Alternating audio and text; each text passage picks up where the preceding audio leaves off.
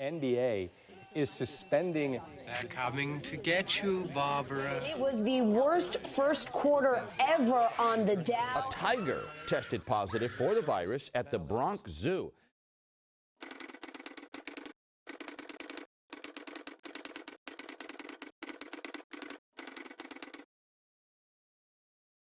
It's been a month and so far, no zombies. But I still have my hopes up. No matter what, we still need trips to the store to get our essentials. You're going to have to gear up with some disposable gloves and a mask. And it's not that bad. The stores right now are actually pretty entertaining if you go in with the right attitude. The problem is cross-contamination. That means when you touch something that is contaminated, and then you touch something else, now it is also contaminated.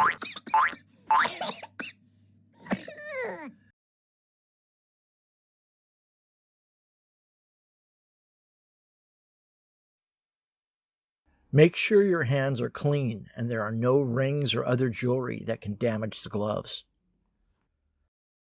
Gently move your hand back and forth to slide your hand and fingers into the glove.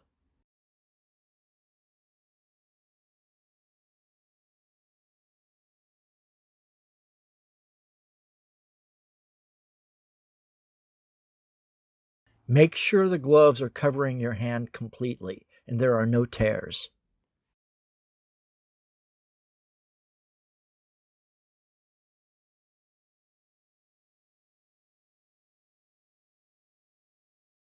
It is important to not contaminate yourself when removing your gloves. Using your thumb and index finger, grab the glove on the inside of the wrist and carefully pull it off of your hand. After you remove the first glove, ball it up in your gloved hand. Place your clean finger inside the cuff of the glove and carefully pull off and over the other glove. You may now safely dispose of the glove without risking contamination. You can throw it into a bag in your car, but please don't throw it on the ground.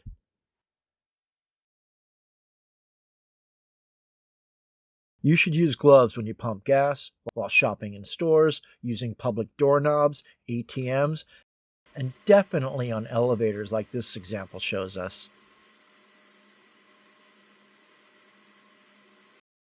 Now for the don'ts. Don't handle your phone with your gloves on. No! And don't do this. We have watched surgeons do this on TV for years, but that's not the right way to do it. Doctors have trained to not contaminate their patients, not the other way around. And once again, please don't litter. No! If you doffed as I showed, you can safely put it in your car and dispose of later. And finally, 10 things you need to know. Create a clean zone in your car and never contaminate your personal items. Don't wear your gloves in the car after you've worn them outside. Make sure your car will be your safe space, that you know that anything in your car will be safe and you won't have to think about it. Place payment cards and ID in a Ziploc bag. This will make it much easier to use and will also make it easier to clean. Put your gloves on while still in the car. Bring extra gloves. Never reuse them. They are only to be used once. Clean the shopping cart handle first before moving or touching it.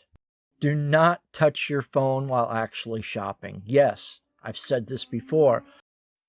Only handle the item that you are going to purchase in order to limit cross-contamination.